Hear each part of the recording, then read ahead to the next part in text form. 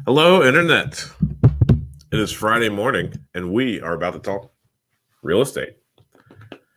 So, we purchased a few properties this week. We purchased 3, and they're all occupied. So, it does not add to our vacancy list. Speaking of vacancy list, let me quickly check and see how many we have.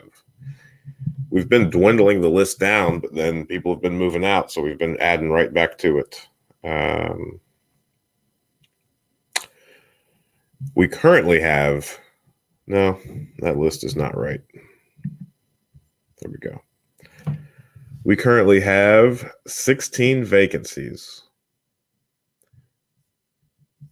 And some of those are finished and listed, but not yet rented out.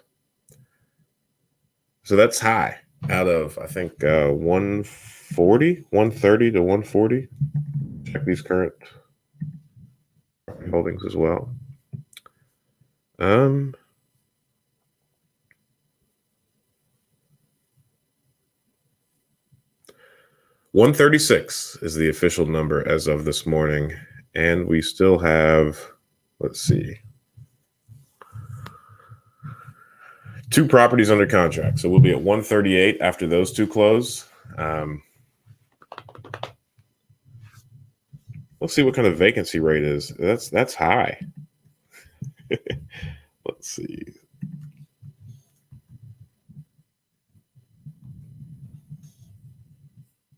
An 11% vacancy. That is high. So we're in the middle of fixing that, which is exciting.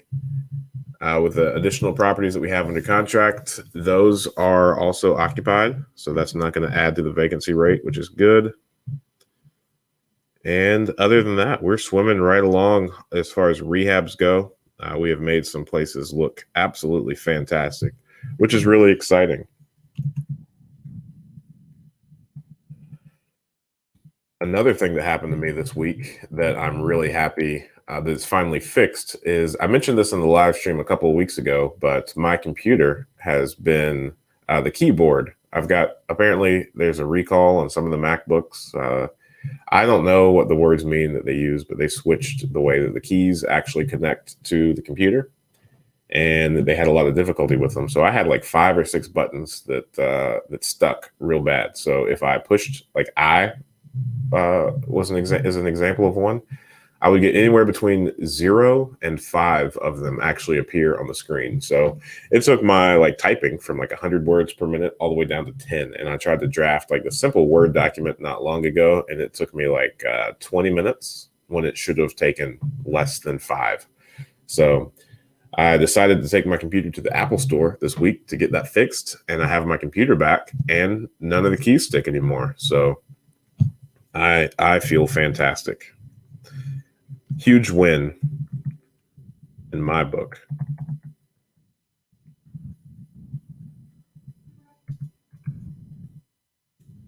All right, let's see. Hey, man.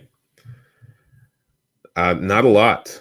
Just going through all of the vacancies, all of our current property holdings, and figuring out exactly where we stand and providing a little weekly update. So that's been exciting. How's building your credit going, man? Making any progress there? Are you still in the waiting game? I guess that's going to be a multi-year thing for you, though. So I guess the most responsible thing that you can do at the moment is just educate and analyze deals, so that when the time does come for you to jump right in, you are more than ready. So if anybody has any questions, go ahead and post them in the chat, and I will do my very best to answer them. And in the meantime, if you haven't heard of PropStream, then I would highly recommend that you look into the software. It's really solid for, I use it mainly for running my own comps. So it's got an interactive comp report that you can run. You can select the properties that you want to be included, and the ones that just aren't comparable and shouldn't be included in the report. You can filter the results pretty much however you want to, from radius to bedrooms, square foots, number of bathrooms. It's very interactive. And when we just recently purchased a package of 20 doors, I ran my own comps on the properties, and on like a $800,000 transaction, I was within $5,000 of accuracy between what the comp reports that I ran via PropStream and the actual appraisal reports came back at. So I highly recommend it. I think it's after the 7-day free trial, it's like $97 a month. And I think that's well worth it to be able to do this level of like market research and run your own comps this often. And then what is really helpful for is finding deals. So especially foreclosures, you're able to find a bunch of pre-foreclosures. PropStream is really just like a giant data aggregator that goes to a ton of different sources and puts all of the information in one spot that's easily searchable and you can easily filter the results of that. So when I really looked for pre-foreclosures, and like when I researched like an abandoned property that I wanted to purchase, I used to spend an hour or 2 hours researching the property, trying to figure out who the owner was, what kind of liens were on the property, what went wrong. And I mean, now with PropStream, it takes just a couple of minutes to sift through all that information. So I think it's invaluable on that front. And if you're interested in building a larger real estate portfolio, then I highly recommend that you just go ahead and use a 7-day free trial, figure out how awesome it is, and then stick around. So that link is there and it's pinned. Hey, Tolu, good morning. I'm really happy to see you on here. Have you closed yet on your property? Now, I know I've asked you that for a couple of weeks. I don't think you have yet. I don't think you have. If you have, I'm sorry, but I'm pretty sure you haven't. And last week you asked some good questions about how accurate are appraisals and inspections. Thought those were some good questions. Speaking of inspections, a good friend of mine is actually contemplating becoming a home inspector. So I told him that he probably should, because it's one of the easiest jobs in the world that you can have, because anytime you see something fishy, you can just say, I recommend that you reach out to a licensed whatever contractor to further examine this issue. Oh, I think that's a funny joke.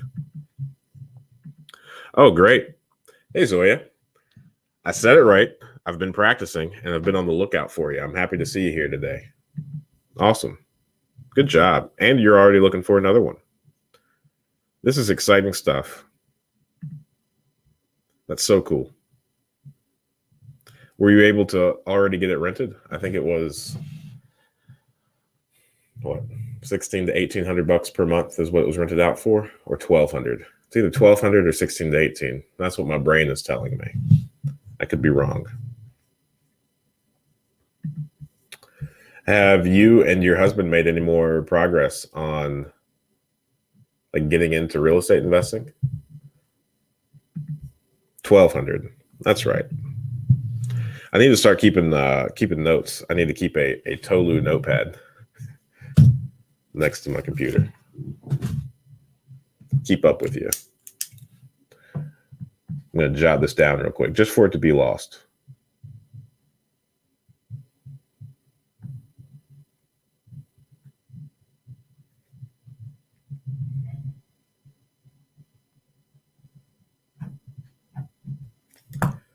There we go. Just jotted down all the answers, so I don't ask you next week. Oh. All right. Let's see. Any questions that you have? Anything that you're thinking about as far as real estate investing goes?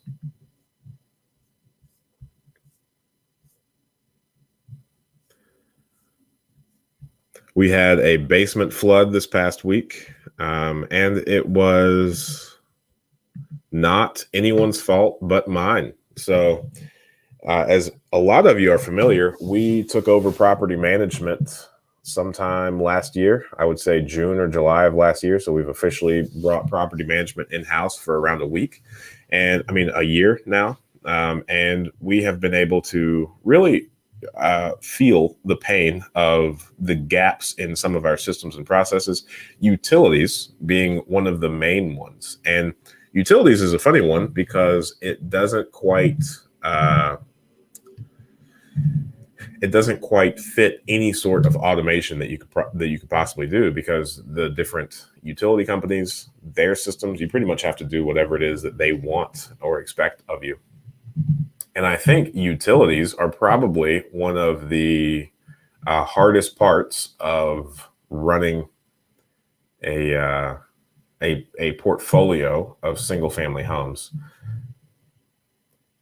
When we first started taking over management, we set up what some of these utility companies call a RTO program, revert to owner. So anytime the services are about to get shut off, they revert to the owner. So that way you don't have to spend tons of time on the phone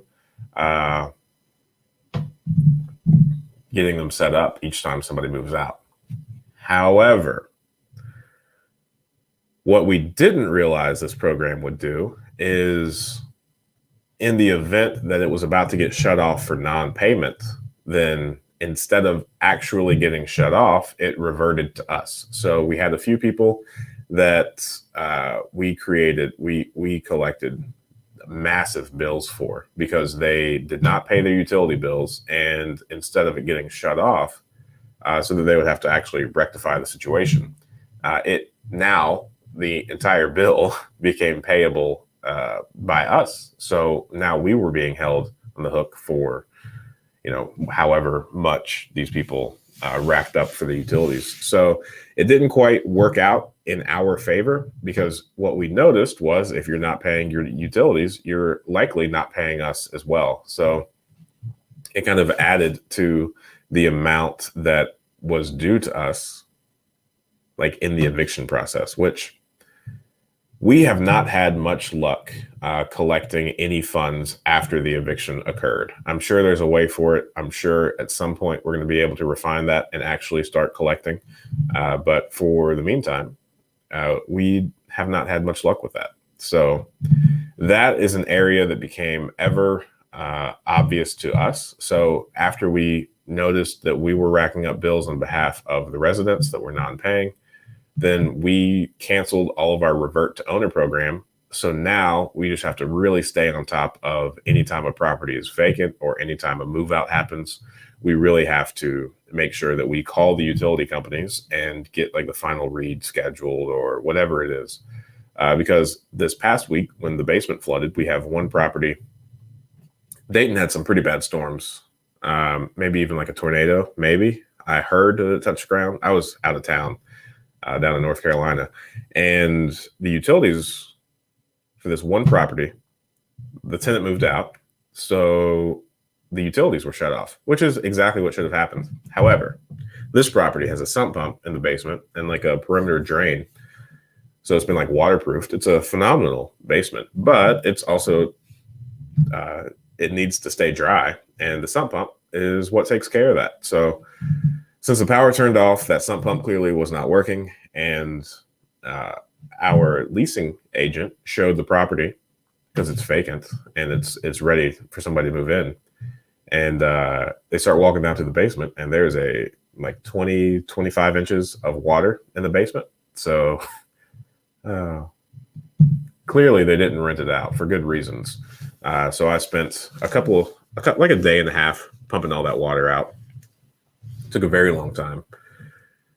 So that is a thing that happened, but it highlighted that utilities and managing those are of utmost importance. The revert to owner program, probably not the best solution, but we definitely need a solution. So I'm extraordinarily thankful for all these issues that we come across. And I think growing or scaling any type of business comes with a lot of obstacles, hurdles, whatever you want to call them, things like this, learning experiences or learning curves that we just have to identify, come up with a plan, and implement that plan to avoid it in the future. So that is one thing that I learned this past week.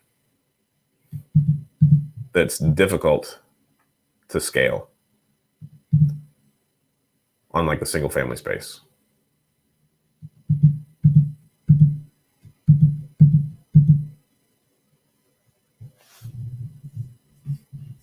All right, let's see.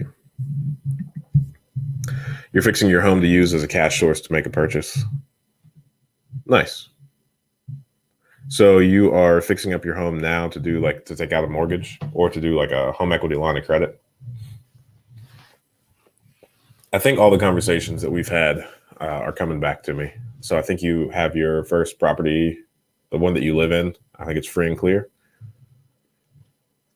And you're debating taking out a mortgage to use it to purchase rental properties via home equity line of credit, not mortgage. Yeah, I think it's all coming back. That's pretty exciting. I think now's the time to do it as well. In the event that the market does turn, it will pay off hundredfold to be able to have tons of cash on hand. But, at the same time, I never recommend that anybody sit on the sidelines. We are currently purchasing a property. I went out and looked at it sometime this week. And I also used to write insurance on this property. So as soon as I saw it, I recognized it. But looking back at it, the person that I used to write the insurance on it for, he bought it for like $13,000. He sold it for $30,000, and now we're about to purchase it for $60,000. So, I was here and an investor in 2019 whenever it sold for $30,000, and we're about to buy it for $60,000. I still think it's a good deal from a cash flow perspective. It is still going to make us money. But clearly we're paying twice as much for it as the person that we're buying it from. Now they did, they fixed a lot of things. They repaired it. It looks really nice. It's like recently renovated and all. So in theory, it should be a fairly maintenance-free home for quite some time, which is why we're okay paying that higher price. But at the end of the day, I guess I'm just trying to express the fact that, like if this were stocks, regardless of what the market is doing, these analysts, stock people, whatever, they would encourage you to dollar cost average. And I don't think you should view real estate any differently. So rather than sitting on the sidelines, waiting for the market to turn so that you can deploy all your cash, I'm a firm believer that you should always stay in a solid financial position, but purchase properties, whether the real estate market is up or down. So long as the property is analyzed appropriately for cash flow, then you're probably going to be pretty safe. Cash flow, rental rates, those are a pretty solid hedge against any sort of market fluctuation. Yes, a HELOC on our free and clear. That's awesome. Tall and blind. Hi, Ryan. How did you go about finding contractors in the beginning of your investing? Trial and error. So we did not do our first full rehab until we were around, I think we had 21 or 22 properties. That was our first full rehab where we actually spent $25,000 completely renovating, tearing out the subfloor, redoing a lot of the floor joists, new flooring, paint, kitchen, bathroom, the whole works really, new roof as well. So we already had a decent amount of properties under our belt. That was the first time we took on a really big job. And that was one that I went with somebody just via word of mouth. And fortunately, it worked out well.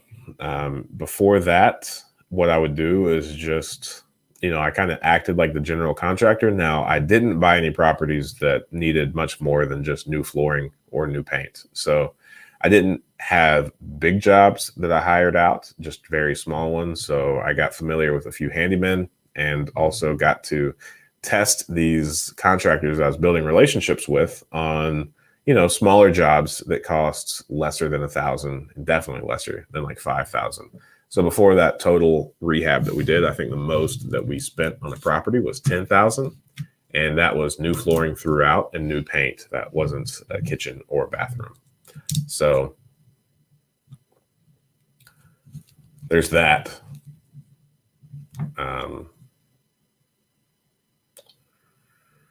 But yeah, I think contractors are always going to be the hardest part of building like a rental portfolio. We were offered 11 properties from like a mom and pop type landlord, and we didn't go through with that deal. But this lady, her and her husband, have been building that portfolio since I think the early 90s. They were just buying, one at a time for a pretty long time. And her husband passed in 2007, I believe. And, she continued running the portfolio. Her husband, before he passed, did a lot of the contractor type work and a lot of the handyman stuff. So after he passed, she continued to keep the properties and, work on them. There is a bunch of deferred maintenance on the properties for the very reason that, you're talking about. I think contractors finding good ones, finding affordable ones, finding ones that do really good work and stand by it, very hard to come by. It's a very painful process that you're likely going to accidentally waste, tens of thousands of dollars. I forgot that light flickered. Kind of caught me off guard. You're likely going to waste tens of thousands of dollars going through contractors, making mistakes, and it is very painful, especially when you're first starting. So that is the main reason that I have in the past suggested that when you're starting out, get as close to rent-ready properties as you possibly can, and don't take on a property just because you think it's a good deal, because it is extraordinarily distressed. If it costs tens of thousands of dollars to renovate before you can rent it, I think I would pass on it. I think I would wait to have enough properties where you can get a contractor pretty consistently to work for you before you take those on. Even though there is generally some tremendous upside in buying distressed properties. So, it's up to you. I've seen people do it both ways, build great rental portfolios by only buying distressed properties. I think if you can do most of the work yourself, it's probably a different story. But if you can't, I would steer clear from it until you're a little experienced and a little seasoned. There was something else that I was about to say. And I thought to myself, that would be fun to share. Oh, that's what it is. So I have noticed, and if you read books, I'm sure it'll tell you the same thing about real estate portfolio. But just now that we've got 130 or so properties, we have noticed that the two areas that we bleed the most amount of money are with our contractors, from them taking too long and going over budget. That's one area that we have to keep a tight eye on, or we will very quickly lose a lot of money. And then the second is from residents not paying us as they promised to do so. So both of these can get out of hand pretty quickly. I think, our gross monthly rent is it's just shy of 100,000. And I would say we currently have about $30,000 currently outstanding that people owe us. So, that's scattered across a decent number of properties. But I guess the only thing that I'm pointing out is, as we are growing, we're identifying areas that we have to keep extraordinarily tight rein on, a lot of focus, and making sure that we never take our eyes off of these areas, because I think these are the two areas where it can get out of hand pretty quickly.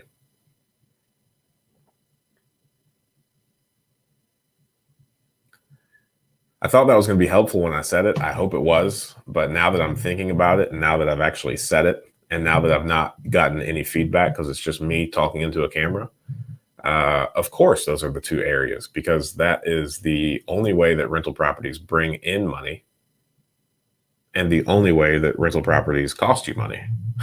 The income is the rent and the expenses are the contractor. So, of course, those are the two areas that you need. Well, it seemed profound in my brain when I was formulating the thought. I thought it was going to be very helpful, but now I realize it was probably silly. But hey, maybe there's a fine line between being profound and being silly, and maybe it was just right in the middle. Look at that. Great advice. That's what I'm going to go with. Oh, man. My mom thinks I'm really cool. All right. Well, it's 8:26. We've got 7 people on. Super thankful for all 7 of you. And I imagine that all 7 of you are pretty regular listeners. So if you have any questions that you haven't already asked in the past, feel free to put them in the chat, and I'd be happy to discuss them.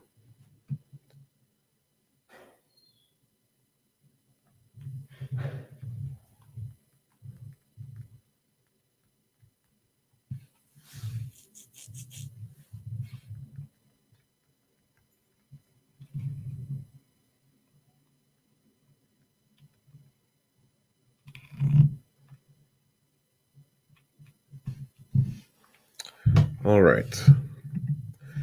I finally have some funding, yet was not for sure what type of property to start with. I heard distressed was the best because of low cost.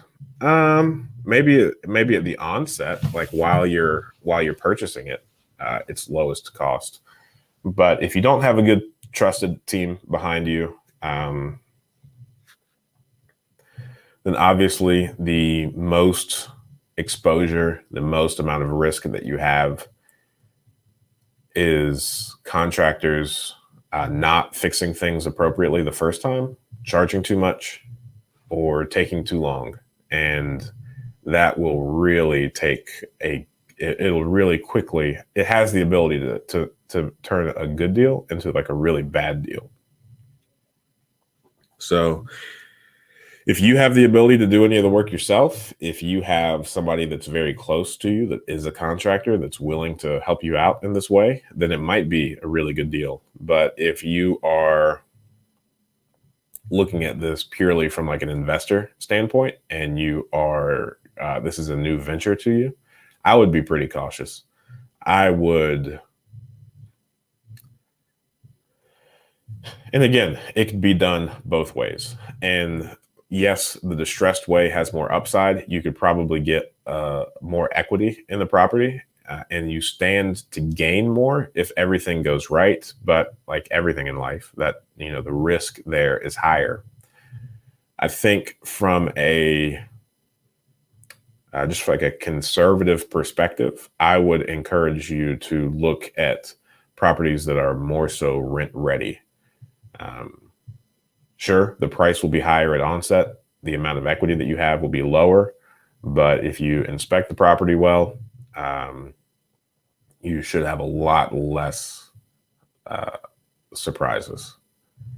You'll be able to rent it out faster. You'll be able to gain a lot of like just the fundamental experience of owning property and having a renter, which I think is something that's really important to get familiar with before you start trying to be a general contractor and get people to do things. Good morning. It is a good morning. Oh.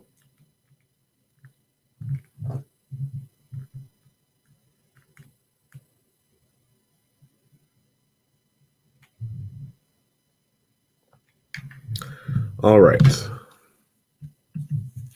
New venture, moving with caution, and I appreciate your channel. Thank you, Tall and Blind. I appreciate you appreciating the channel. I think it's really fun.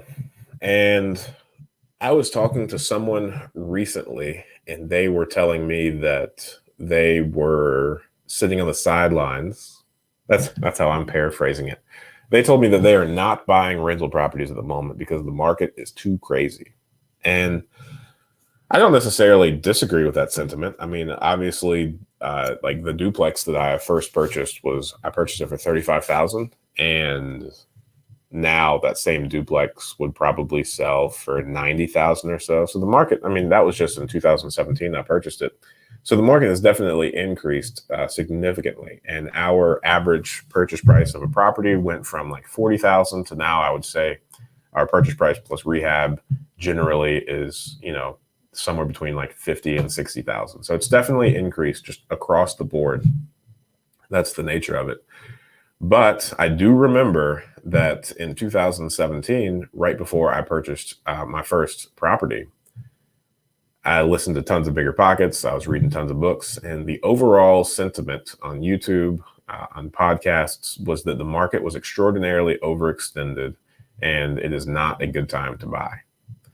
So had I listened to that, I would still be waiting because the market since then hasn't done anything but go up.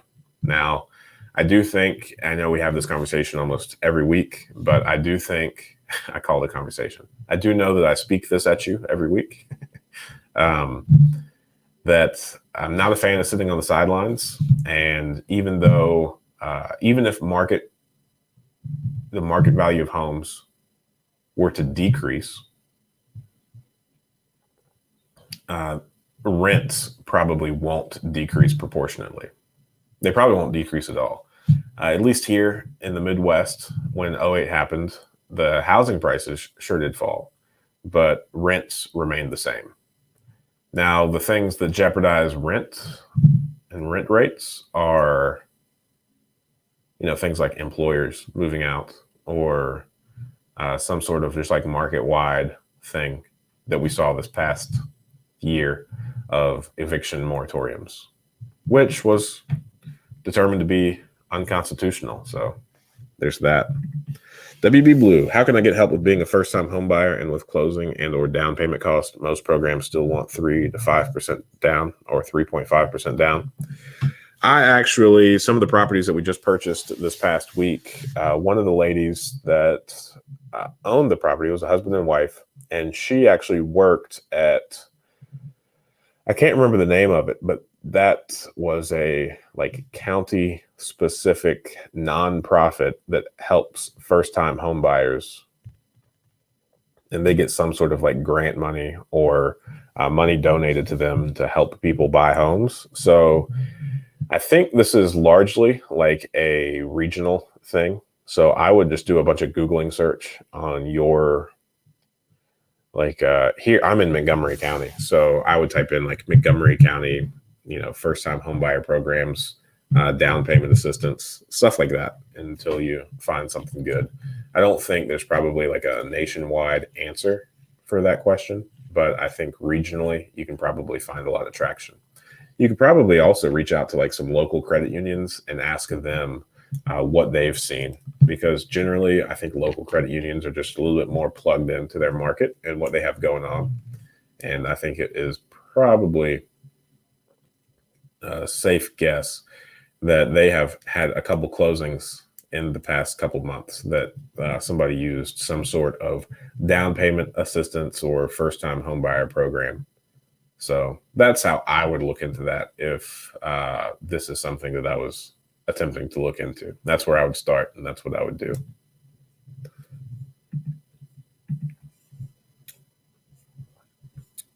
Let's see. Lucky number 7. Still on 7. Some people say that that's the perfect number, but do you have the perfect questions? Ha ha ha. Let me put up my banners talking about disclaimer so you guys don't think I think that I know what I'm talking about, and then post your questions in the chat. If you guys are just super shy and want to send me an email, then there's my email address, ryan@seekwisdom.us. That's what this thing behind me says too. Wisdom. I like that kind of stuff. Wisdom is very motivating to me. It's also a fun thing that like the more of it you get, the less you realize you have. Most things aren't that way.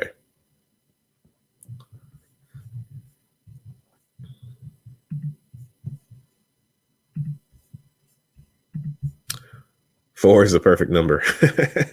I don't know who Bobby Orr is.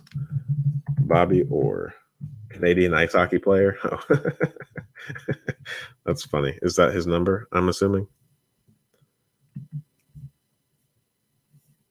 I don't know what I'm talking about with 7, but I think, yeah, that is his number. Probably, of course, that's his number. That's why you said it. Let's see. Why is 7 the perfect number? Oh, the Bible says so. Number of completeness and perfection. God's creation of all things. That makes sense. 7 days in a week, I guess. I don't know. All right, I'm done looking at why 7's the perfect number. I was just being silly. Good morning. I'm always happy to see you, Ian Clip. I think I've said it a lot, but you were the first person that commented on one of my YouTube videos that I legitimately had no idea I've never met in real life. I'm assuming I've never met you in real life, but here recently I've been doing a lot on Reddit, just like reading a lot of stuff, and anonymity is like a real thing that a lot of people value. So maybe I do know you, and maybe I'm just acting like I don't know you. But I don't think so. I think YouTube is not so anonymous. As I say that, I see WB Blue and Tall and Blind. So maybe it is. But then we got some people using their real name. Probably a good mixture of it. Well, any questions? Real estate or otherwise financial? I've been traveling entirely too much. The past 2 live streams, immediately after, I have gone to North Carolina. And today I don't think it's going to be immediate, but after this, I'm going to my in-laws on the other side of Ohio, the eastern side. So that'll be fun. That's where my kids currently are. I have had this entire week to work, got my computer fixed. So that put me out for like a day and a half, 2 days while they were fixing that. I thought I was going to be able to get tons of work done from my phone because I like to think of myself as pretty slick on my mobile device. But man, Word documents, Excel spreadsheets, not the most mobile friendly thing in the world. I've done a lot of things on the fly on them before, but actually sitting down trying to work through them on my mobile phone, impossible.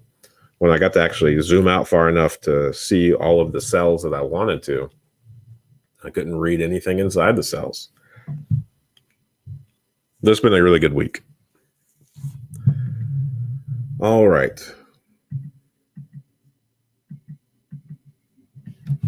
Well, man, I guess we could just kind of sit here. I've caught up on all of the things of the week. Oh, there's one. Do you or have you used conventional loans, or you use the equity to refinance for the next property? Well, our business model primarily is that we use money from friends and family as private money. So that's private money on the first position mortgage on the acquisition of the property. So if we're looking at buying a property, the most recent one that we put under contract, the purchase price was $33,000. We went out and raised $50,000 for that property. So that property is going to be worth probably $75,000, $80,000, which is why we're comfortable raising $50,000. We're going to buy the property for $33,000. We're going to put some money into it. And we're going to get it rented out. Once we get it rented out, we are going to refinance with a traditional lender, probably not a conventional loan, but a commercial lender. And then we're going to pay off that initial investor of that $50,000. We're going to replace it with bank money. And then we're generally going to have like a $50,000 loan with a traditional lender amortized over anywhere between 20 and 30 years. And then use that private money again. And we really just recycle private investors' money by purchasing, secured with first position mortgages, of course, fixing up the property, getting it rent ready, and then refinancing. So our goal is to never have any of our own money tied up in these deals. So pretty much everything is, some books like to call it infinite returns, because you can't calculate it because your total exposure out of pocket is $0. Oh, thank you. Good morning. Thanks for sharing your deep knowledge on real estate. The channel is informative and educational. I appreciate it. Really appreciate it. Do you recommend rural areas or urban? I guess urban, because we don't have any rural properties. We have two properties that feel like they're out in the country because they're surrounded by farmland, but they're in like a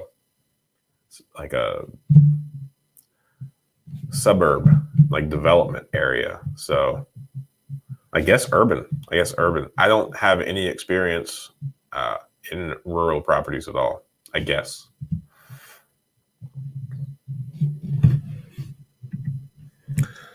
This is, I mean, we're pretty flexible. It's first position mortgages, so it's always secured. Generally, we do 10 and 12% interest only. We've done as low as 6-month terms, and we've done as long as 10-year terms. So 10 to 12% interest only for anywhere between 6 months and 10 years.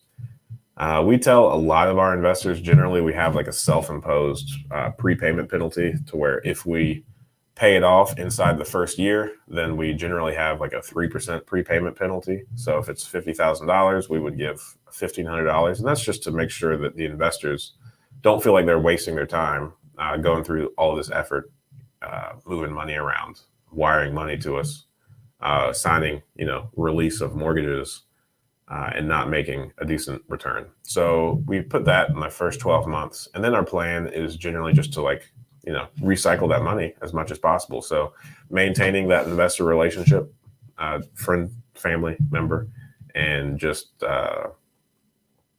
recycling that money as much as possible. So using the investor's money, getting a group of these properties together, and then refinancing that with like a commercial bank. So in January, we refinanced somewhere around 30 properties.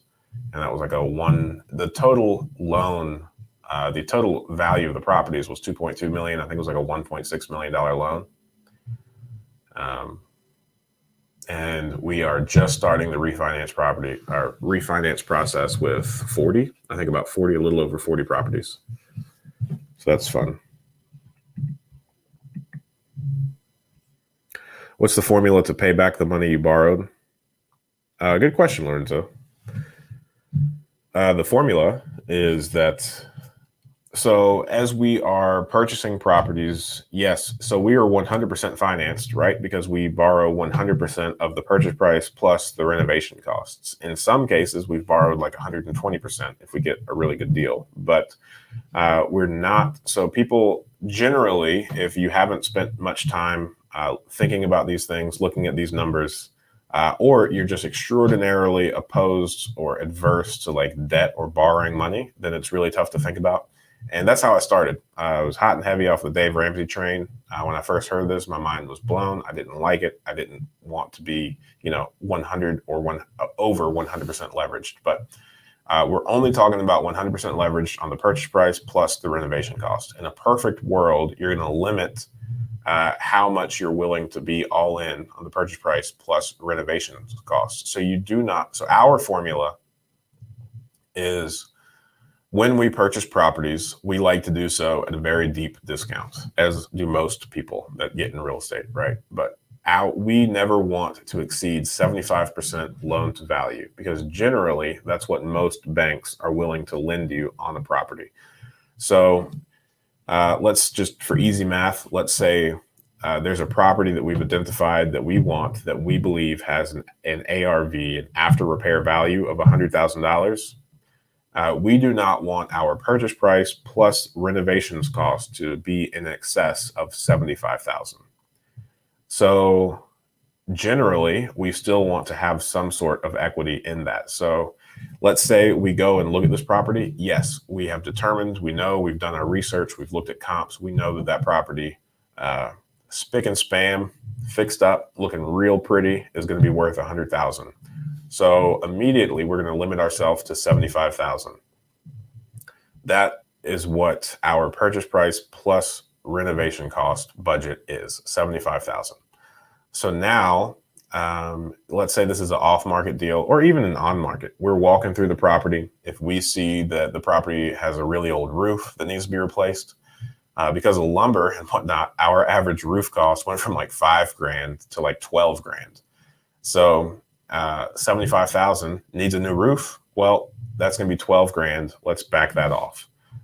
So now we're at 63,000 is the highest that we're able to offer on that property. So now we get in, we start looking around the property. We see that the bathroom is a real big mess. Then we're going to take like a ballpark of like $3,000 for the bathroom, and we're going to take that off. So now we're at 60,000 is going to be the max that we're going to offer on that property.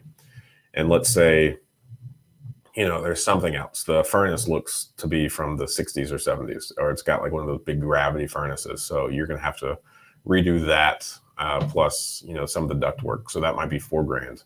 So now we went from 60,000 to 56,000.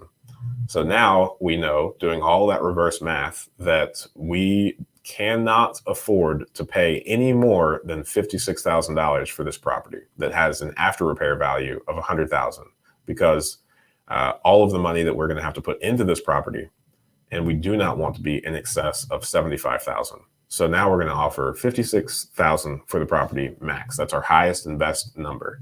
Well, because, real estate is negotiable, we're going to want to back off even more, and let's offer something like $45,000 to $50,000. Now, sometimes people hear that, they get offended, they never want to talk to us again. That's fine. It's a numbers game at a certain point.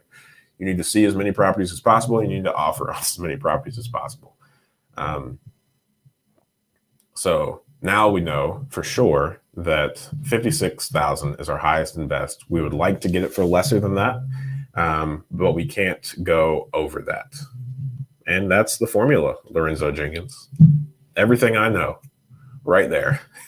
Now it's just a matter of, knowing that process or that formula is the easy part, right? Now identifying properties and making enough offers based on that formula until one works. That's the hard part. And then, just like anything else in life, some people get that formula, get all fired up, go out, make 10 offers and get 0 accepted offers. And that's okay. It's going to hurt. And then it's just up to you as to whether you keep going or,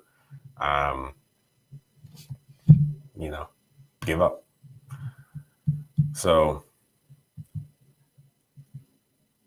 this is why I love real estate, because you can't do that type of stuff in like stocks or anything else.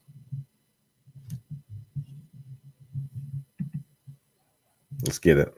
That's what I'm talking about, man. Driving to work and getting this message. Good, man. I'm happy you're on here.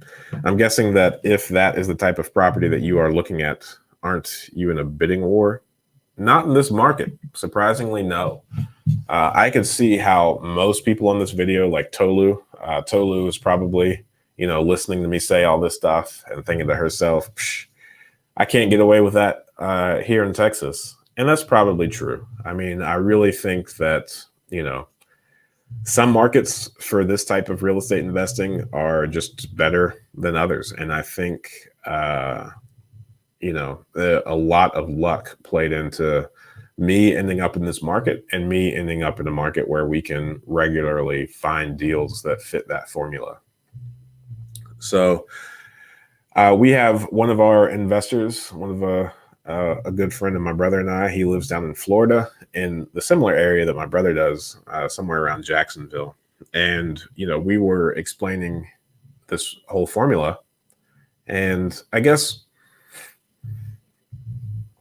One thing that's strange in this market that I don't fully understand why, but I'm okay with it, of course. Like we just recently purchased a property yesterday. Actually, we purchased a property for 57,500.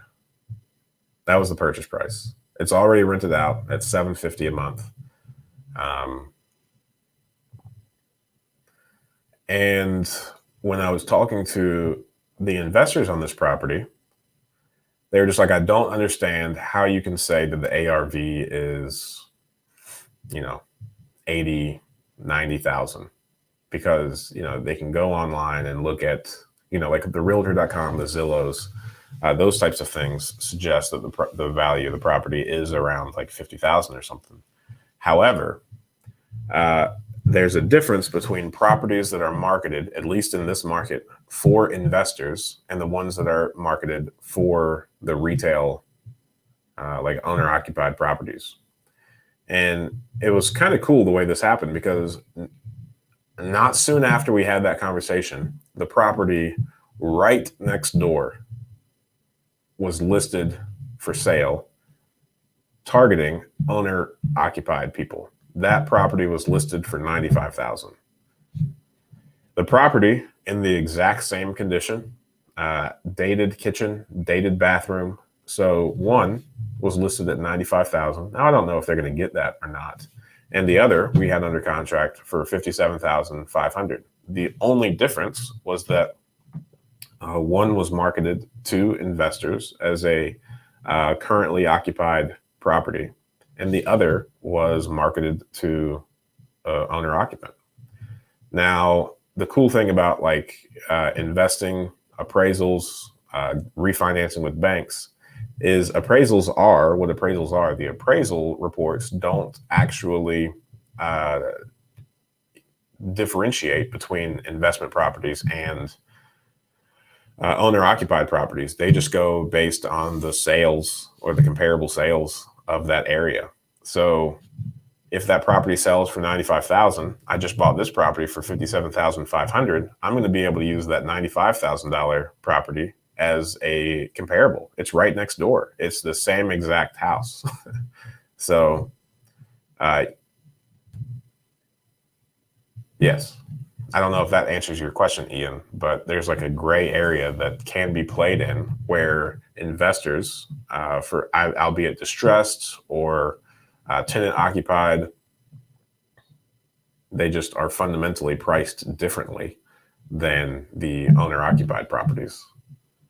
But the comp reports don't differentiate between those. Love McNeil. That's a good name. I'm at work listening to this message. Thank you. I appreciate it. You're very lucky. On average in DC, Maryland, Virginia, homes are 185,000, and that's the properties that need rehab. Well, WB Blue, let me tell you. Another thing that I think I say a lot is when I first started learning about real estate investing, I mean, I lived in North Carolina that are similar properties to the places that you just lived. But the cool thing about humans is we are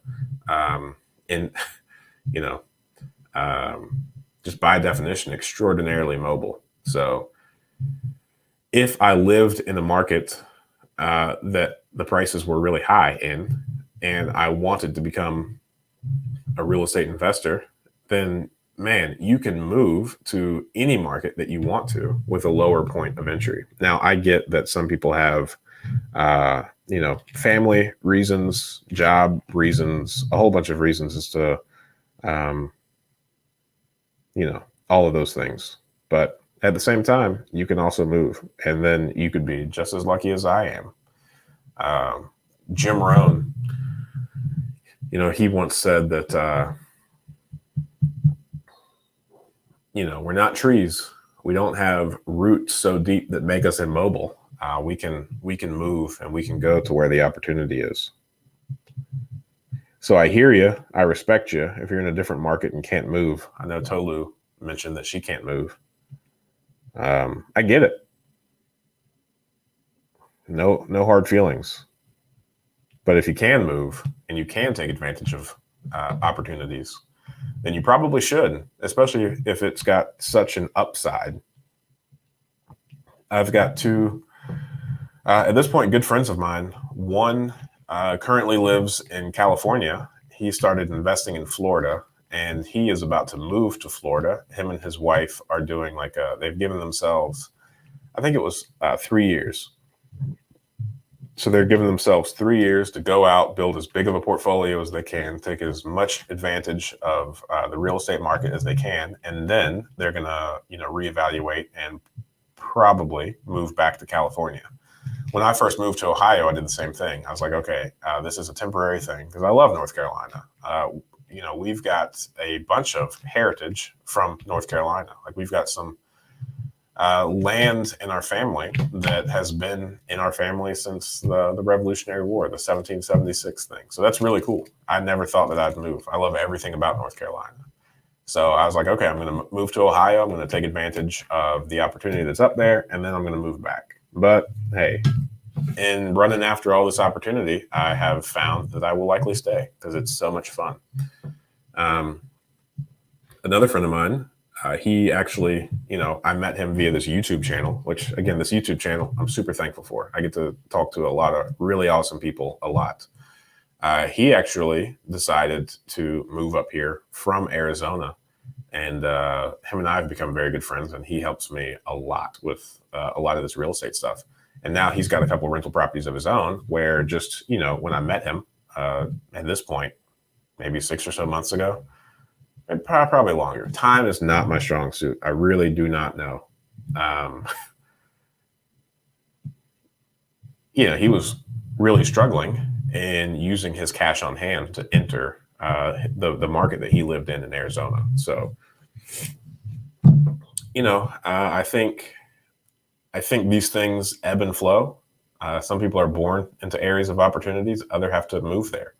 But I mean, if you look at Dayton in specific, where we are, I mean, this is where like the Wright brothers are from, I guess. I don't know if they're from here or if they were born here. My wife, if she's listening, she's rolling her eyes that I don't know this yet. Because she's from Ohio and I'm from North Carolina. So we have sometimes very, very friendly banter about who actually was first in flight. But similarly, the Wright brothers never. Oh, that falls in line perfectly. If Ohio had all of the things that the Wright brothers needed to be successful, then they wouldn't have come to North Carolina, where the opportunity for flight for them was. So, Dayton, because the Wright brothers at one point, we were like the Silicon Valley of the aviation age, right? So at one point, Dayton had the most number of patents per capita than anywhere else in America. Charles, man, anyway, the alternator was invented here. GM had a big hub. Meade, the notebook family, they're here. They were here. Actually, the office building that I'm in used to be the headquarters, the international headquarters for Meade. So now, obviously, that's not there. These people, these industries, these companies have moved again to wherever the opportunity is. So GM pulled out of Dayton because I guess they felt like there's not as much opportunity here as there is in other places. And I'm not trying to get all history factual because I don't know. There's a very small percentage of what I'm saying I'm sure is true, and others is just my misinterpretation of such. But I guess my whole point is if you think someone else is lucky because they live in a certain area, perhaps you should reevaluate why you live where you do and what the area that you live in is doing for you. And if it's not doing much, well, you can move. It was a lot of fun. So like when I moved to Ohio from North Carolina, obviously I had tons of friends and family in North Carolina. And I moved to a place here in Ohio where I didn't know anybody. All of the relationships that I did have were through my wife being from here. But it's not like I became good friends with any of her like friends or family. But when I came up here, I was attempting to better the lives of my family. Like for those of you that are familiar with my story, I was in law enforcement and my wife was an assistant principal, and we really wanted her to be a stay-at-home mom. That was very important for us, and I just couldn't do it on the salary. So I moved up here to figure out how to make more money. I mean, that's overly simplified. I talk about it a lot on this channel. If you haven't heard, you could watch some other videos because I think I'm getting very far away from the point that I was trying to make.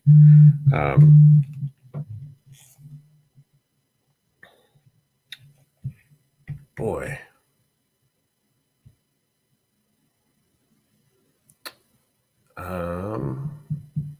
Oh, I guess all I'm trying to say, I got a phone call that distracted me.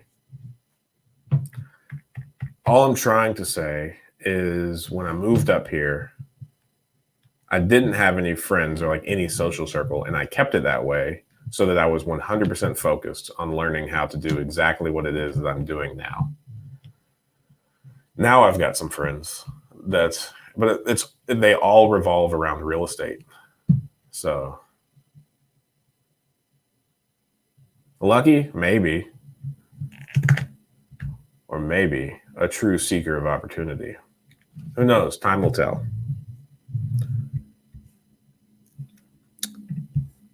Oh, you're in Dayton too. Starting my journey, my first day of dollar for dollar, driving for dollars on Sunday. Use PropStream for lists. Any suggestions? Yeah, send me an email. Let's talk. That would be really fun. That answers the question. Oh, yep. Yes. Boy, this is fun. I'm moving to Ohio when the border opens. That's what I'm talking about. And I can't wait to meet you. Become really, really good in real life friends. When Ryan, new subscriber, found your video on how to get out of law enforcement. I'm in a similar situation. Any suggestions, info, where to invest, getting started in Chicago? I don't know anything about Chicago. I think I know 2 or 3 people that invest in Chicago. Maybe. I just recently met them. I'll have to double check. But I think entering any market has like the same couple of things that you should probably do. Really seek out people that have done what you're looking to do and just learn how to add value to them and figure out ways that you can help them. I used insurance as that. And then, yeah, just finding a mentor that has built the portfolio that's about the size and quality that you want to, and just start learning the ropes. But definitely just immersing yourself in the real estate investing world and just figuring out how to navigate those waters. I wish I could move kids and government job. Hey, law enforcement is a government job as well. I think it can be done. It can be done. The kids thing, especially if it's you're separated from the other person of that kid, like a whatever. I can see how that's really sticky. If I were in that situation, and I've got a good friend that wants to move as well and doesn't because that would put him, way far away from his kids. I think investors have to look at the numbers regardless of the absolute value of properties. If numbers work, it's a great deal. I think that's a good point. At the end of the day, it's about percentages. So if you can achieve a percentage regardless of the entry point, then it is probably the same quality of deal. Like if it's a 2% deal, meaning after all expenses, the monthly, well, boy, no, I messed that up. If it's a 2% deal, so if you can rent the property out for 2% of the purchase price, regardless of what that purchase price is, whether it's 400,000 or 40,000. Yeah, I get what you're saying. I agree. Math is hard for me right now. I moved here from Georgia for a temp job and decided to stay because it's so much opportunity and less expensive, better schools. That's what I like to hear. Love, McNeil. Will you send me an email? Can we become real life friends? Especially if you're driving for dollars in the Dayton area. We could do some deals. That'll be fun. Ryan at seekwisdom.com.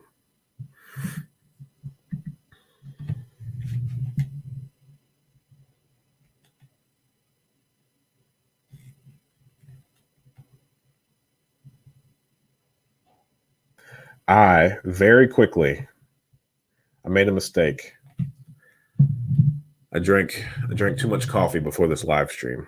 I will be right back, absolutely as fast as I can. In the meantime, while I'm gone, if you need to leave, that's cool. I respect that. But if not, I'll be right back.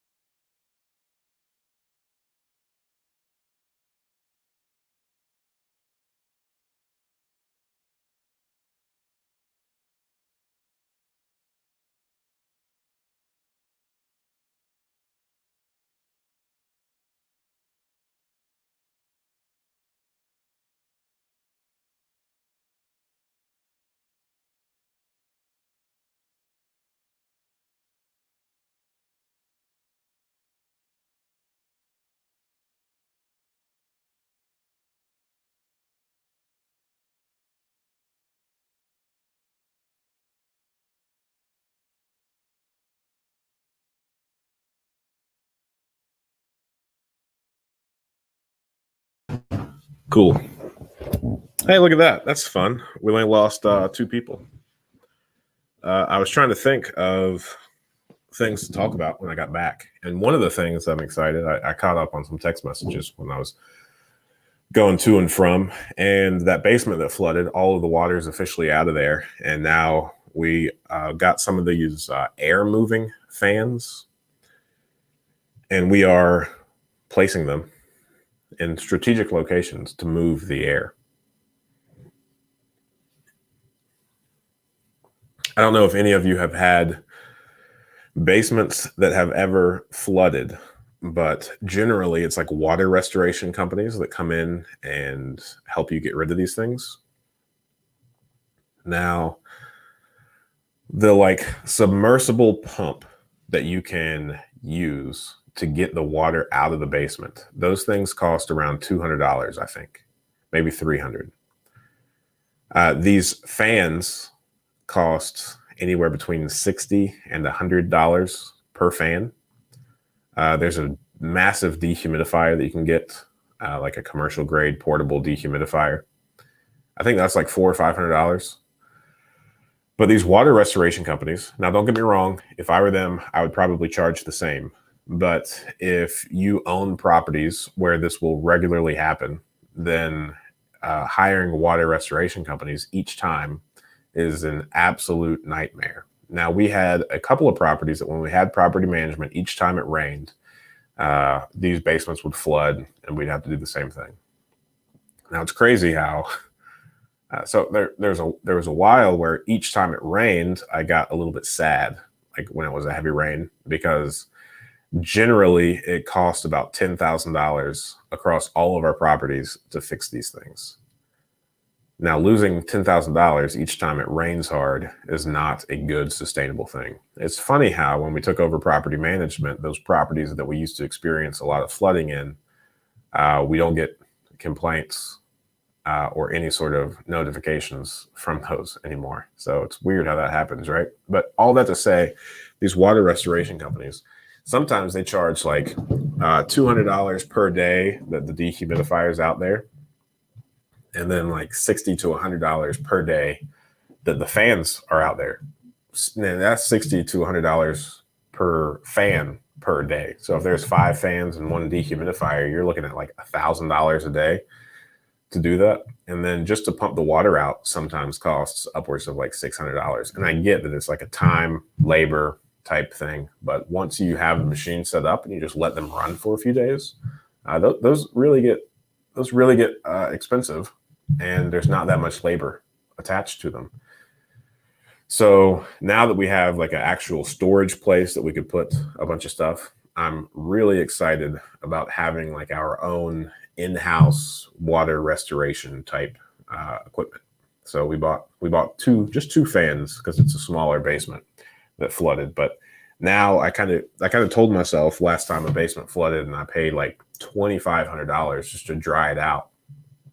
I was like, okay, next time this happens, we're buying all of our own equipment because over the long term, this is just very unsustainable. And it's not like we don't have people that could go in and move fans around if needed. So this past time, since we had the submersible pump, all we really have is the costs of the fan, which I need to check on how much those were, but we didn't spend too much money on them. So now that management's in-house, I guess I'm just saying, like, as we're scaling, there's tons of fun and creative ways to save money.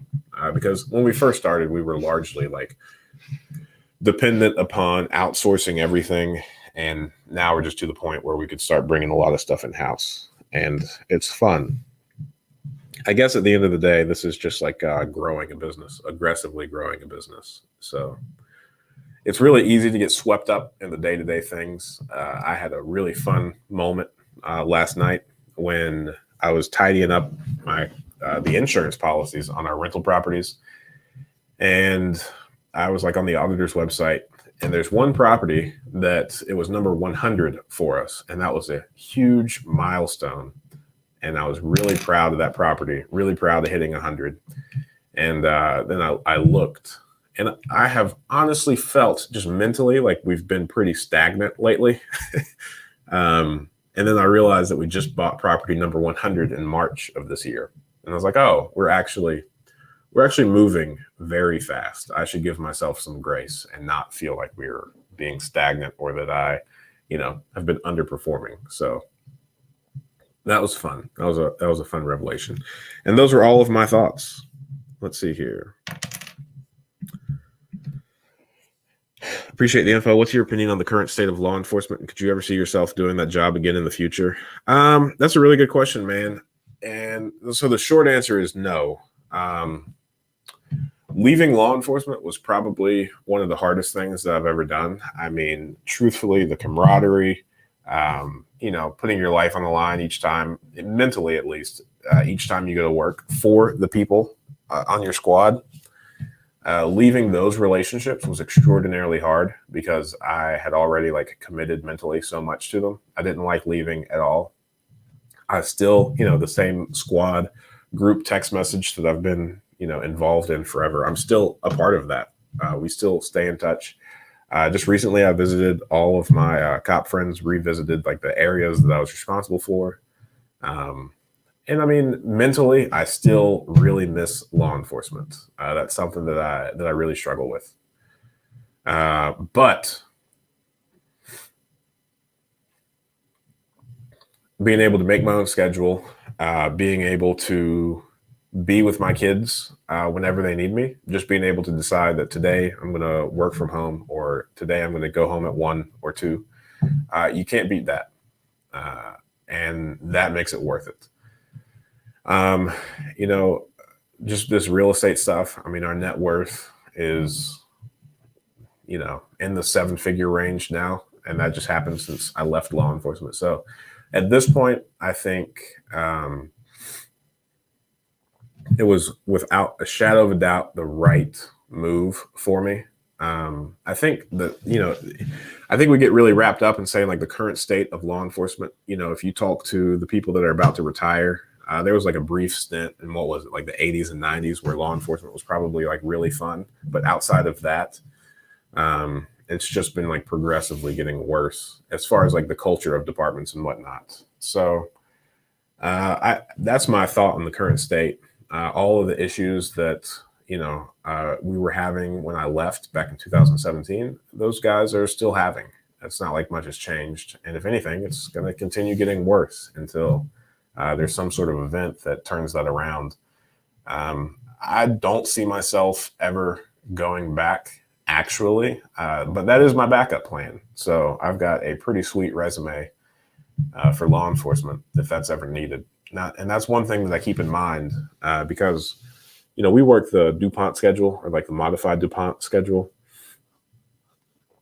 and we work 12-hour shifts. So a lot of days I still tell myself, like, since your backup plan is going back to that schedule, then while you are betting on yourself, you need to at least put in 12-hour days to make sure that you don't have to go back there. So I still work like a similar schedule, except the days that I go home at like 2 or 3, right? So that's kind of like the way that I hold myself kind of accountable to make sure that I'm actually working really hard so that this doesn't, for whatever reason, work out. But I am extraordinarily empathetic to the difficulties mentally around like leaving a job that both has like a really strong sense of camaraderie and one that is extraordinarily secure with benefits. Because at the end of the day, I mean, I got in law enforcement so young that I could have retired at 48 if I stayed in, and that's that's convincing.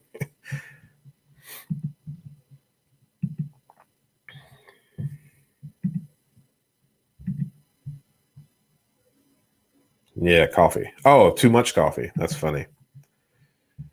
Hey, you and Ian. I got 2 Canadians in the house. That's fun.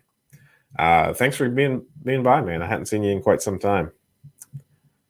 I'm happy you're back. What is the source of the water in the basement leaks? Groundwater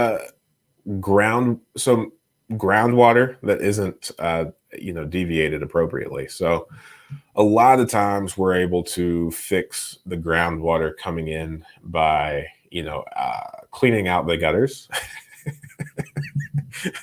and we trench out a lot of the downspouts. So on any of the properties that we experience groundwater, a lot of it, we generally trench it out. So we take the downspouts, put in the big PVC drain, and push it all the way out to the street or like the back of the property. We get creative every now and then. Like sometimes we've dug really big, I don't know what they're called, like pits, fill it with gravel, and route all the water to there. We do that in the properties that we have where there's no like sewer drains on the street, because some of these neighborhoods were designed very poorly. And then sometimes there's like sidewalks that have been poured right next to the foundation, and just over time, the separating, the settling, there's like big cracks, and we use some sort of hydro something type caulk that is incredible, and we seal it that way. This one, the one that just flooded, was because the sump pump was not working because the power was off, because we had a gap in our process of this person moved out and we didn't call and get the utility switched to our name. So totally my fault. The last one, the reason that it happened was, some of these areas, I don't think the city will ever admit it or do anything about it. But some of these areas, like just the storm drains and the sewer drains, I don't know how all the things are tied in or connected down there. But there's one property that we have. It's got like a finished basement. And it has a bathroom in the basement. And each time it rains really hard, somehow the storm drain backs up into the sewer drain and then comes up like through the floor drain of the shower. It's pretty disgusting, and we're taking that bathroom out if we haven't already taken it out.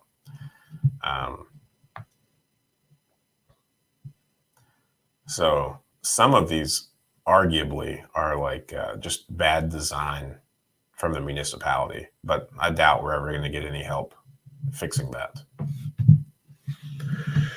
When looking for homes, is mold in the home a bad sign of waterproofing or what? Mold is something that I'm a fan of seeing. Most people are scared of it, and the remediation of it is generally pretty simple. So, generally, mold appears wherever there's water and wherever it's just kind of stagnant and like a lack of airflow. So, you can get rid of virtually any mold by getting rid of the water and increasing the airflow. So, generally, a lot of people, especially when it comes to like mold remediation, water remediation, any of the companies that have remediation in their name, they cost a lot. But what they do is actually pretty simple. So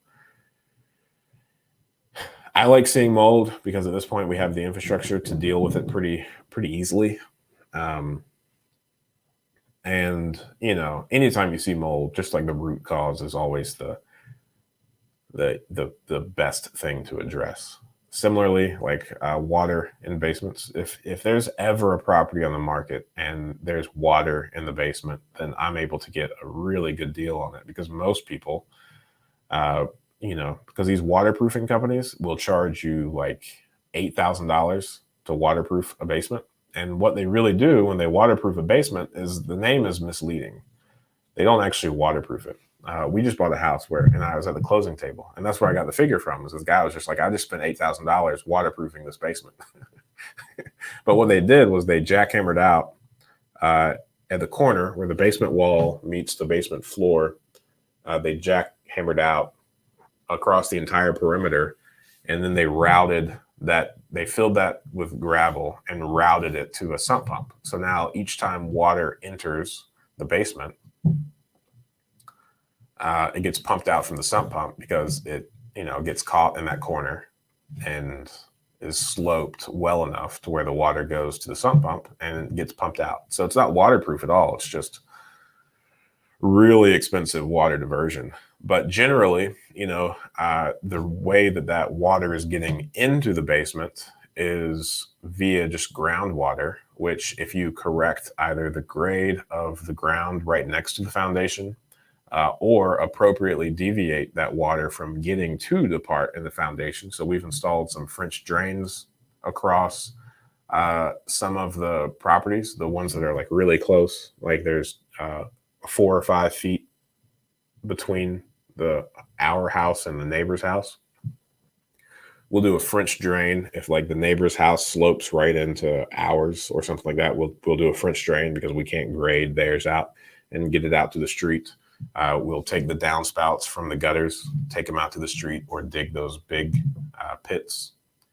And that'll get rid of the mold if there's mold in the basement because it gets rid of the water. So generally, you don't need to waterproof a basement if you can just appropriately, deal with the downspouts. Like this property where the guy just spent $8,000 waterproofing it, like not all the downspouts are connected. So you've got water just dumping to the foundation. So fixing the gutters probably would have been a lot cheaper for sure would have been cheaper than the $8,000 he spent waterproofing it. And then also that property had that issue where not only did the gutters dump to the foundation because the downspouts weren't connected, they also have the sidewalk poured where you need to just go in and use that heavy duty hydro caulk. I know that's not the right word for it, but I listen to my contractors with one ear. Go through and like caulk that to seal it off. 100 properties. That's fantastic. Congratulations. Thanks, Ian. We're actually at 136 now. Are you worried that the tenant might see this channel and resent their rich, greedy landlord? Thanks, Greg C. I don't view myself as rich and greedy. But I do have this thought a lot. And I often think that at some point, sooner or later, during one of these live streams, there's going to be an unhappy resident, maybe one that we're evicting, come on here and just say a whole bunch of stuff. I would say, though, that the management company that we run is extraordinarily nice, and we give the benefit of the doubt the first time and the second time and sometimes the third time. And our entire mission of what we're doing, this revolved around, like, my brother and I, especially you, Greg, you know our story. Like, my brother and I were sitting around and we're just like, how in the world are we going to pay for all of our kids' college? Because at one point we realized that we had like 4 kids between each other. Now we have 7 because time is a thing. Like, how are we going to pay for all of our kids' college at once?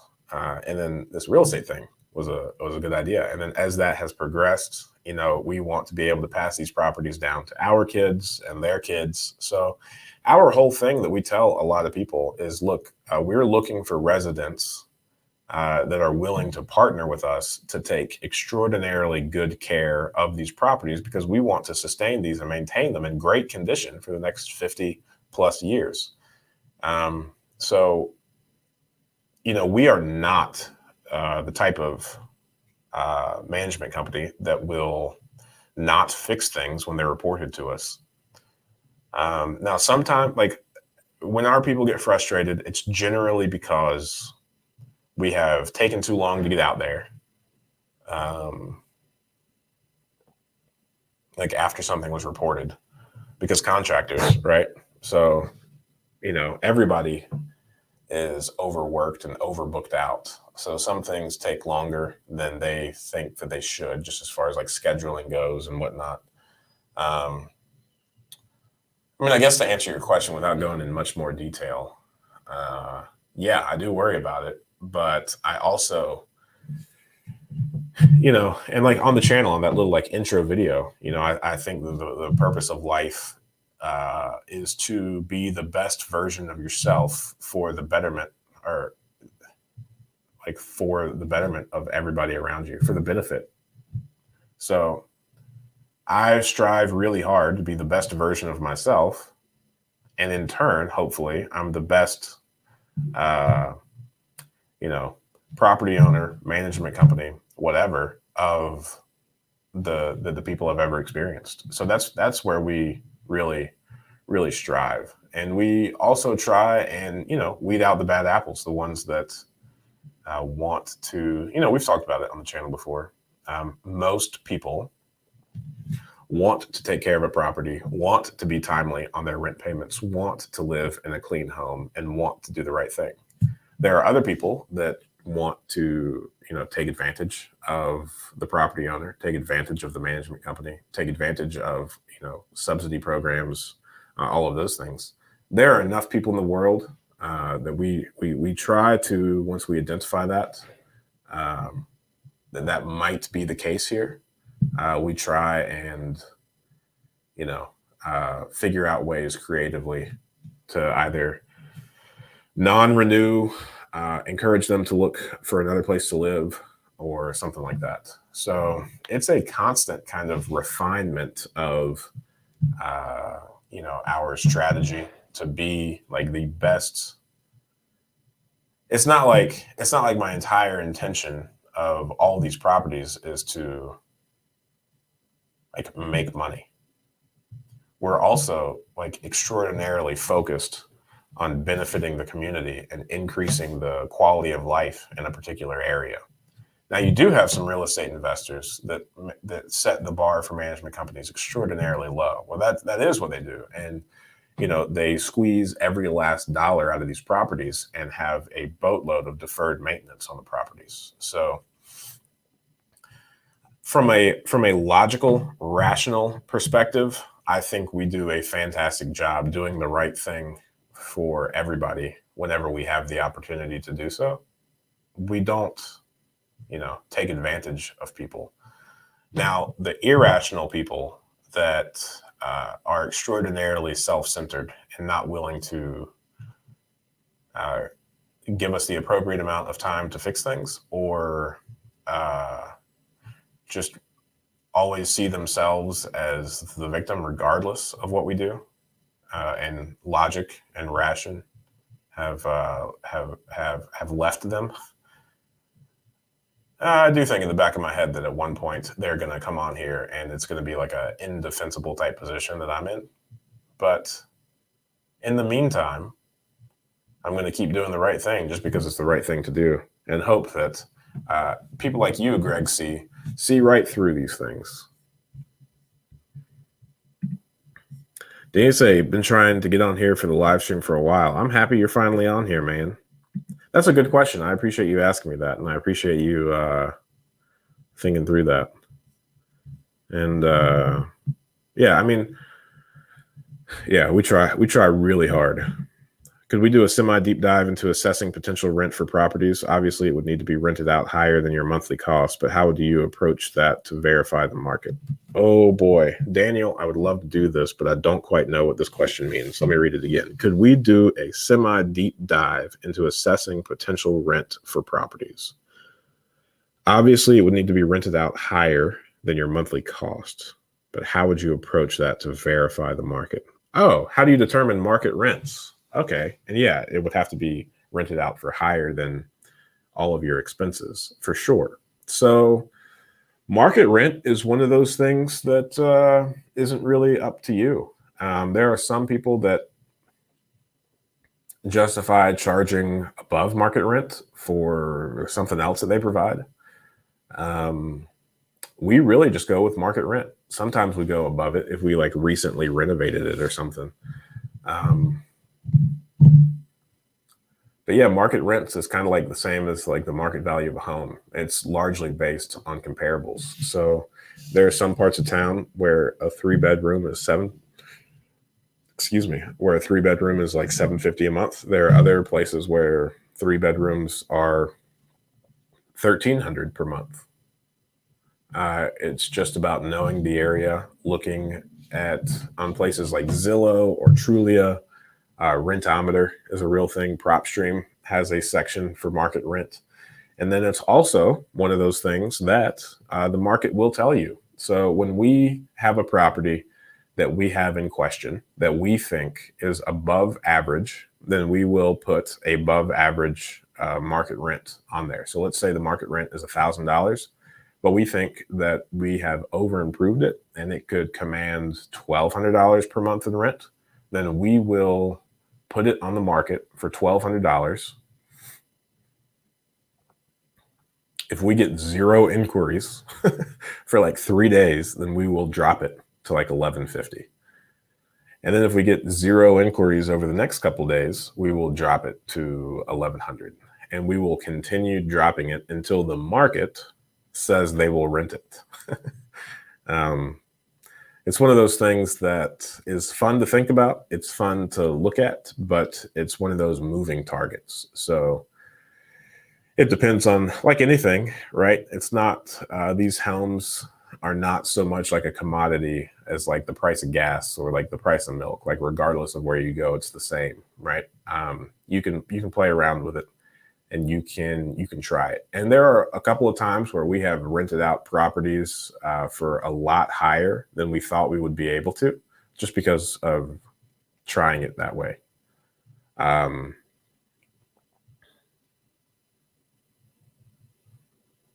then on the flip side, like whenever we purchase properties that are already rented out, we do not raise rents more than $100 per month. That's our like hard cap.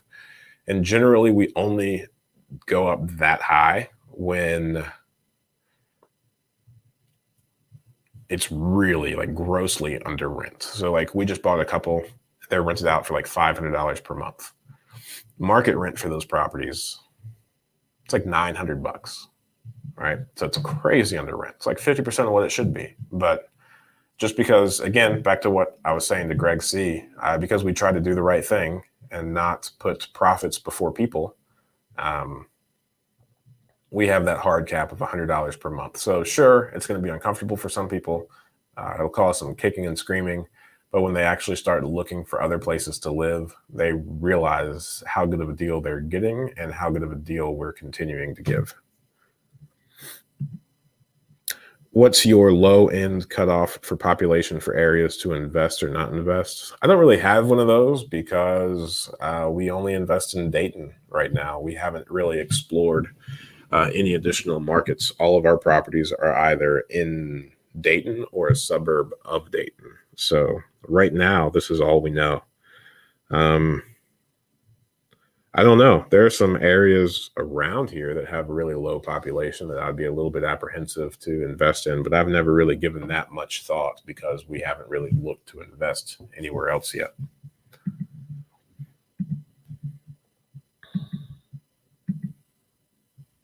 Oh, yeah. Yeah. That's fun. Being a landlord is tough. It's hard work, and Ryan is providing the service that's badly needed. I don't know the Ohio market, but I'm guessing that there aren't a lot of apartment buildings being built. That's very true. Yeah, Dayton doesn't really have too many apartment buildings. We've got a few streets that have like all 4 units on them, but most of those 4 units are like individually owned. So I agree. There's not like new 20, 30, 100 unit apartment buildings being built.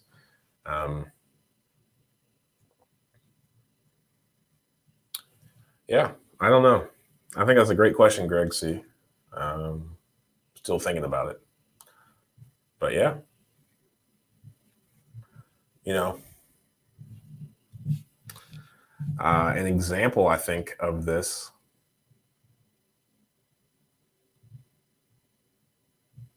Well, I don't know. I mean, yeah, it's one of those things. We try to always do the right thing for everybody. Just because, I mean, exactly that. The whole reason, like, when I was in law enforcement, I never wanted to be a criminal because I didn't want to run around with like a target on my back, right? I didn't want everybody to be looking for me all the time. Similarly, I do the right thing for people when I meet them because I don't want to, uh, run around with like a target on my back. Plus, Dayton it's such a small place. There's nowhere to really hide.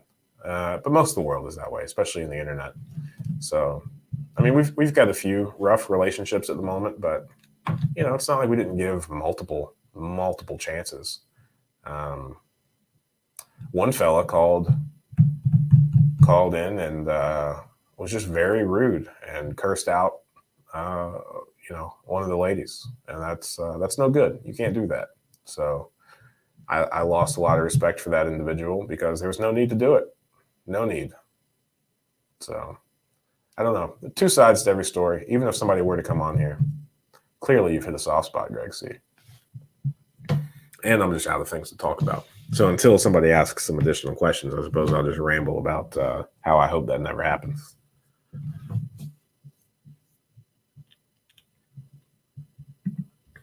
Have you heard of Bomb CRM? I forgot what CRM you said you use. Bomb CRM. I have not heard of it, but I'm about to Google it. Bomb CRM. Nope. Bomb.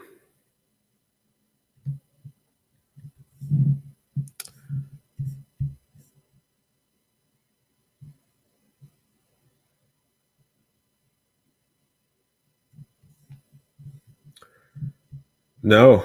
Oh, is Bomb CRM the same thing as Bomb? I've heard of that. The whole like video email thing.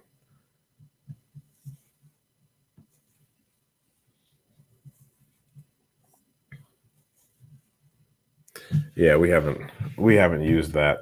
And a lot of our deals come from like the MLS or actual relationships with wholesalers. We don't do too much. We don't do any direct marketing, direct mail marketing, or we don't contact homeowners very often. We use PropStream, and I've reached out to a couple people, but if it's like there's one property in a neighborhood that I really would like to own, I just knock on the door. It's super time consuming. I don't do it often, but I knock on the door of the owner and try to buy it. Hasn't worked out well so far. And it's not automated. It's not scalable. But the way that we've really scaled is relationships with realtors and wholesalers. Kind of like once she emails me, Love McNeil. Hey, if she's driving for dollars, I've got some dollars to be driven for. I have the answer. No, you're not a rich, greedy landlord. There are bad apples in every business. There we go, Ian. See, look at that, man. With people like you and Greg C behind me, if somebody were to try to get on here and cause a ruckus, we would get it. We would get it fixed pretty quickly. Plus, I've never tried to, but maybe I think I did block one person because they came in here with like a just extraordinarily inappropriate username. So look at that. Yeah, with just 2 clicks, I could put a user in timeout or block the user.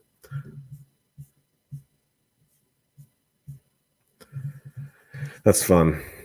Man, I'm excited. This is the longest live stream that we've done in a couple of weeks, and it's picked up to 15 people. So any questions that you guys have, man, my disclaimer went away and my little post questions in the chat. So yeah, anything that you guys have, let me know. Happy to help. Seek professional counsel prior to taking any action. There we go.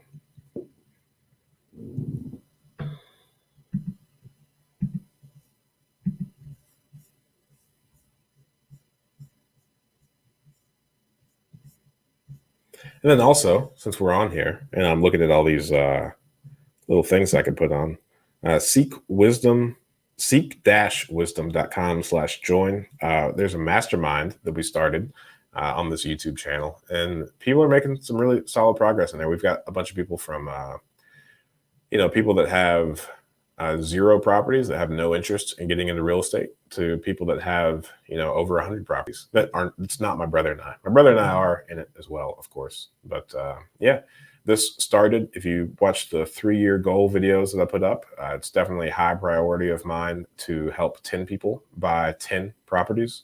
So each, because I think 10 properties, I think that's like the absolute life-changing mark for a lot of people. So that's where the group kind of started, and with the ideology. But a few people wanted to be part of the group that really aren't interested in investing in real estate. There are a few private investors in there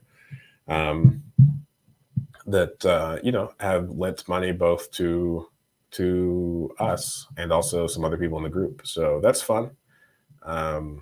Just connections, just having people that hold you accountable to the things that you say that you're going to do. We meet. There's 2 different groups. We meet for 1 hour a week, and there's always like a man in the middle, where there's generally 2 men in the middle, and we just go over any sort of issues that they're having, either personally or professionally. And really, it's just all about being the best version of yourself from both like a professional business purpose, help you reach your actual real estate goals, and then also just make sure that you're not neglecting the things that are most important in life, like family, friends, your overall well-being, to excel forward. So if you're interested in that, it is like $300 per month, but well worth it and very overpriced. Similar groups are a lot higher, but that's all I've got to say. Now the sales pitch. There are 0 Cleveland investors in the mastermind group. 0. Let's see here. Let me figure out where I can do this. North Carolina, Dayton, Cincinnati, Pennsylvania, Florida,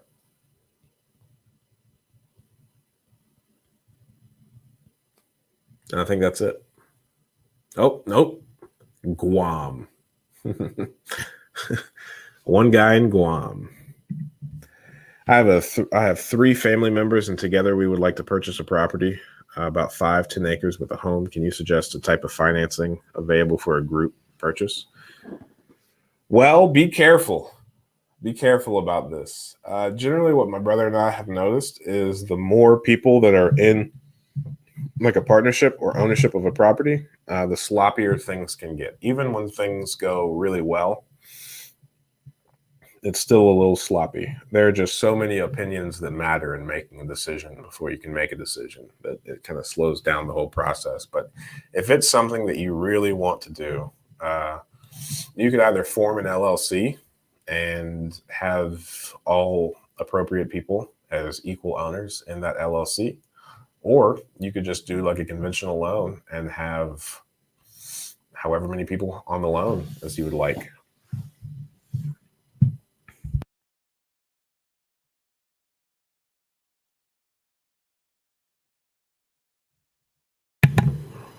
I think the LLC would probably be. I think if I were to have to pick to do this, I would want to do it in an LLC. That way, if somebody wants to be bought out or something, you could just make an update to the what's it called? The operating agreement. You can just update the operating agreement rather than completely redoing the loan. I don't know if you were to do a conventional loan just under a lot of people, how easy it would be to redo those, like all the loan paperwork. Who are your real estate mentors? I've got a lot of them. And they're very helpful.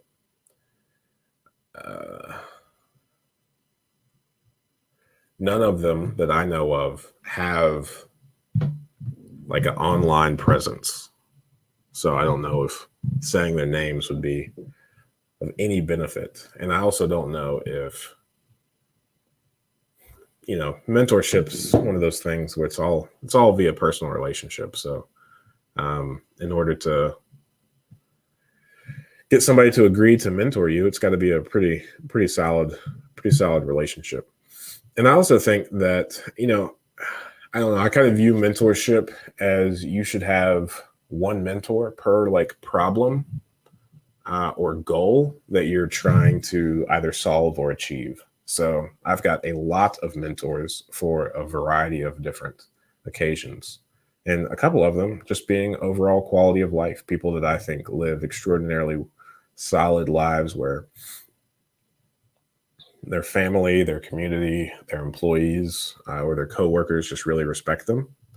I think they've got, the balance of life all figured out. So all of it's important. Real estate mentor, financial mentor, quality of life mentor, any sort of problem. I am not necessarily a fan of like the traditional one mentor for all of life's avenues. Leon Finch, what's up, man? Do you think when the moratorium expires, they'll be dropping home prices? You asked this last week too, right? I don't think so. I don't know, man. I'm having a tough time figuring out what's real and what's not. So, I think this moratorium was started, right, by the government. Whenever it's released, I don't know. Hey, the government has a fantastic history of bailing out banks and big businesses. So the government now has a little bit of a history in bailing out the little person with the stimulus and, these moratoriums. So we'll see, man. We'll see. I don't think that we can predict anything. And I am also curious as to see who actually needs to be on it. I mean, I know a couple people that took advantage of like the mortgage forbearance things just because the banks made it so easy. They made it like one click of a button. So I don't know, man. At the moment, I'm holding reservations and I am not trusting any of the statistics or like the news articles that I read. I just don't know.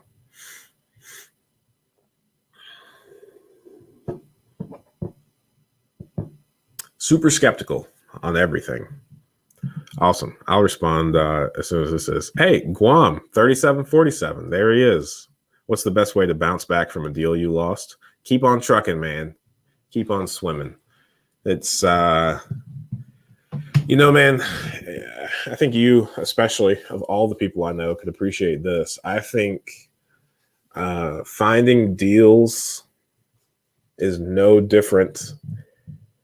I mean, when you're first getting into anything, right? It's fun, it's new, it's exciting. And then at some point, it just becomes a thing that you have to do every day, or it will kind of start falling apart, right? So I think deals is one of them, that having a good deal is a lot of fun, but it's not like most of us in the real estate thing, on this channel at least, are doing these like multi-million-dollar deals that take months or years to put together. Deal flow on those looks completely different than the deal flow on, individual properties like this. So I think it's no different than like working out. eating right, any sort of like lead generation. It's just a matter of every day doing the same 5 or 6 activities to get closer and closer to a deal. And as soon as any of those stop, then you're jeopardizing your future self. So it's kind of like one of my business coach mentors, Rich Allen. He's a huge fan of having 7 avenues of lead generation, kind of on autopilot. So if you were to break that down into like real estate terms, then PropStream would be one of those that you could find deals through. Realtors, wholesalers. See what else. You could do some like direct mail marketing. Word of mouth, networking, contractors, and yeah. So those are the things offhand that I could think about. So if you are constantly doing all of those, then if one deal falls through, it should just be a matter of time before another deal shows up, right? So I know, I've been dabbling just a little bit into crypto, and one of the sayings that's in there that I really like is when in doubt, zoom out. And it's kind of the same thing for deals, right? So like when you get kind of caught up on one particular home or deal, zoom out and look at the bigger picture. And I think if you zoom out far enough, you'll realize how impactful that one deal that just fell through actually was or could be. Other than that, I would say it's pretty similar to all other good things in life. You got to keep on trucking and hitting those base hits. Guam. Yeah. Let's see here. Should I get a local real estate lawyer ASAP or use the investor's lawyer? I don't know what you're talking about, Love McNeil.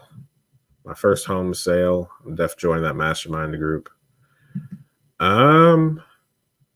Well, so far, it's just dudes. But stand by.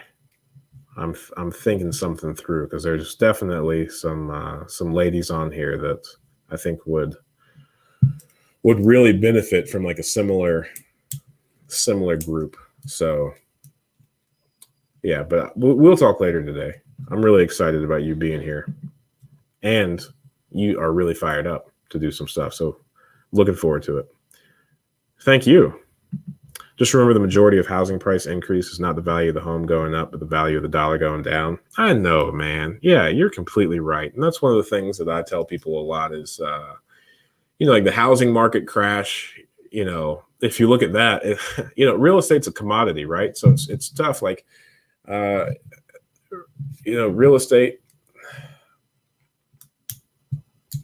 it's like gas, right? Like you're not going to blame gas. Like the price of gas isn't going up. The price of milk isn't going up. The actual like intrinsic value of rice isn't fluctuating. It's the financial instruments used to acquire, said commodity. That's the thing that's fluctuating. The housing market was not a manipulation of real estate. It was a manipulation of the financial instruments utilized in acquiring real estate. So yeah, don't get mad at real estate. If you were to take, a fun thing that you can't really find on too many like, well put together websites, but I mean, another fun thing to look at historically is how many ounces of gold it requires to purchase a house. It fluctuates a lot less than the dollar amount, So you're right. Good point, Daniel. How is a landlord CS tenant rights in Ohio? I don't know. I don't know. I don't have like an extensive landlord experience anywhere else. I think it's pretty fair. I mean, but we also do our best to be extraordinarily fair all the time. And I mean, our commitment to the tenant is that we will provide them a very nice, safe place to live. Like if something ever goes wrong, we fix it. We don't make changes for like cosmetic. Like once we were asked to put carpet over our beautiful hardwood floors, we declined such. Sometimes we are asked to put central air in places that were rented without central air. We decline such, Um, in a perfect world, we would put central air everywhere, but that's not quite feasible. And it's not common for everywhere to have central air around here. Sometimes we get things like requests to paint places. We decline those because we just painted it. Sorry that it's not your personal preference, but if it's like a water issue, an electric issue, a hole in the wall that we did not, that they didn't cause, like we fix it. So if both parties actually have the best interest of each other, then it should be a pretty easy relationship that exists outside of the judicial system. All they really have to do is keep it in good shape and pay. So I don't know. Could you quickly explain what happens to a property when it goes on tax sale? Not really. Here in Ohio, there are only a couple people that are actually authorized to purchase tax liens. So the public can't purchase tax liens like they can in other states. But from my understanding, if somebody does not pay their taxes, then the tax lien can be purchased from someone else. I get a little bit fuzzy because I've never done it, unlike the process of that. But I do know that if the tax lien is owned by somebody else, then they can start some sort of foreclosure process. But that's about it. I don't know much else. How are the landlord-tenant rights in Ohio? I think they're pretty good. No, you do not need a lawyer to do contracts. The Dayton Area Board of Realtors website, if you go to like dabr.com, or if you search purchase sale agreement, Dayton Area Board of Realtors, you'll find like a fillable contract. That's what most people use for deals here. I have seen some like wholesalers use like a 1-page purchase sale agreement that's just super basic. It's really up to you. The stakes are pretty low. If you want to like hire a lawyer once to create like a form for you that you can use and walk you through exactly what you need to do to like protect yourself, and like a one-time fee for setting up that form, I think that makes sense. But using an attorney for every form, I would say here in this market, I think that would be a little bit of overkill.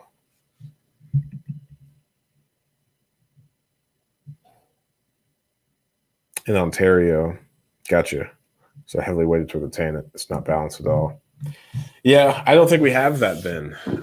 I think it's pretty fair. I think it's pretty middle of the road. I've seen, I've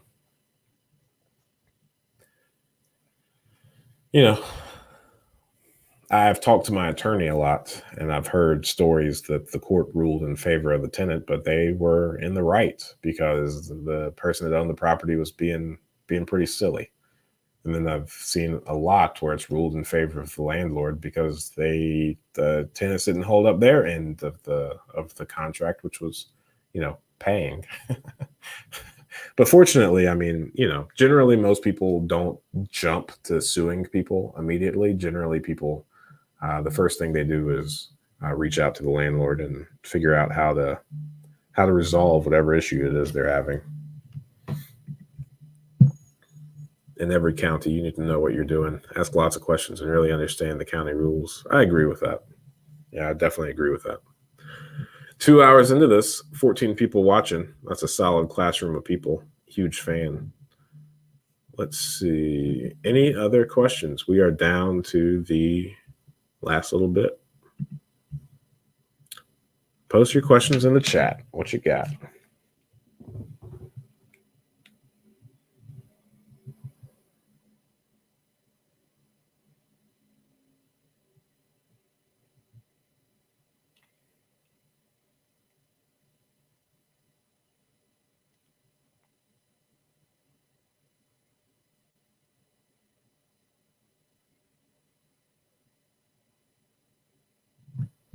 Let's see. No questions?